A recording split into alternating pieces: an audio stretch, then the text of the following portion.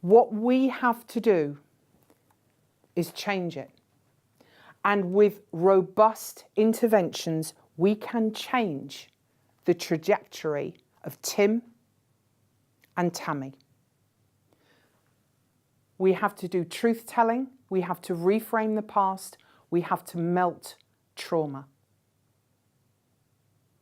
And change that belief that's on the inside from I'm a bad boy to I'm an okay kid. I am an okay kid. I'm an okay kid. And I'm an okay kid who had some tough stuff in the past. But now, I'm okay.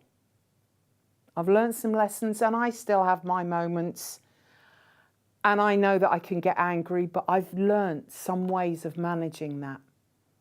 And I understand more now about my past, why it happened. And I know it was not my fault. And I know that Tammy, my mum, she did the best she could. But actually, she was a bit of a rubbish mum. But you know what? She got some help. And she's a lot better now. And I see her sometimes and it's okay. And I know that she was doing the best she could. But I know that she was scared and she was frightened. And I know she picked men badly. And I know that some men can hurt kids. I'm never going to do that. I am never, ever doing that. Because I know what it's like. And I've had help. And I know I can be strong, but I know it's not okay to hurt kids. And I know I'm okay. And you know what? I'm a bit behind in the education, but I'm learning and I'm getting better. And I've got an apprenticeship coming up. And I'm really quite excited by that. That is the possible outcome for Tim with good interventions. Now, there is no magic bullet. There is no magic bullet. It is not simple. And if you think about Tim with the multiple shrapnel, it requires a holistic approach. It requires somatic understanding. It requires understanding of the past. It requires forensic thinking to really get down into what's required.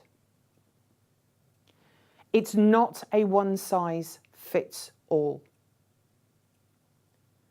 It also requires therapeutic reparenting.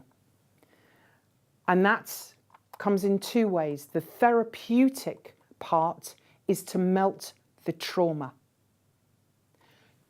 Learning how to recalibrate and calm the body. How to rewire the brain. And that helps with the truth-telling. Because for a lot of these kids, they don't understand why they behave the way that they do. If they can look back and see what happened to them when they were younger and understand it with the wisdom from back here, they are going to get that understanding that will help them melt that trauma. The other thing that therapeutic reparenting does, the reparenting side, is about filling in the developmental gaps. The bits that they missed out on. The normal child development that they missed out on because of their circumstances. We have to fill in those gaps. And we do it in age-appropriate ways. So if they missed out on cuddling and hugs when they were young, when they're a bit older, that's when you snuggle up on the sofa and you're watching TV. And you use that opportunity as the parent or the foster parent to get in, snuggle in, and you do the, could you go? And you do it playfully. You play, oh yeah, it's great, isn't it? And you can just do that little baby voice, rumble the hair. And Tim will go, Mwah. But inside, he'll go, oh yeah, that feels really, really good. So You fill in the gaps. And you get real. And you get real about parenting the child that you have, not the child that you wished you had. I have talked a lot about concepts, and I want us to work out how we can change Tim from being a bad boy to a good boy and change that life trajectory. I've talked about concepts, which is the why. Why do we have to do this? We know that professional practice is based on the whys. Professional practice tends to, when you're face-to-face working with clients, is about the how-to.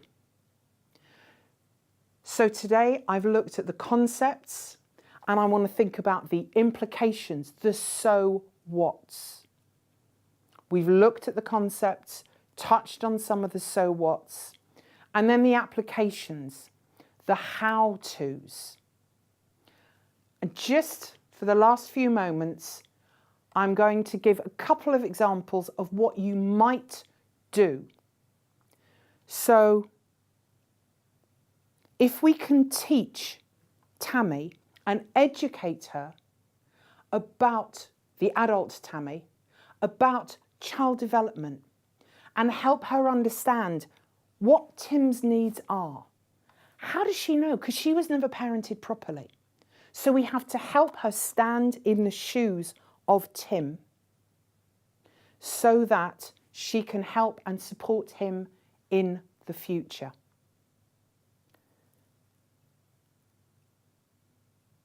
If she can see what Tim needs and is helped and supported to provide that from an externally in some way, she can redo her own childhood as part of the parenting process with Tim.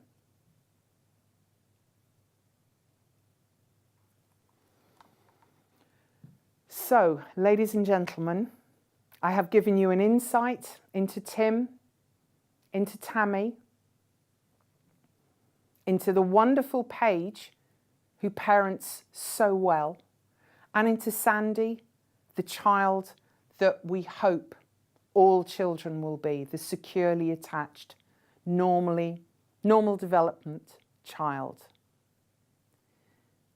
We've looked at bubble wrap, how that can be used as a protection and how it obscures the view of the child of the world and the world's view of the child.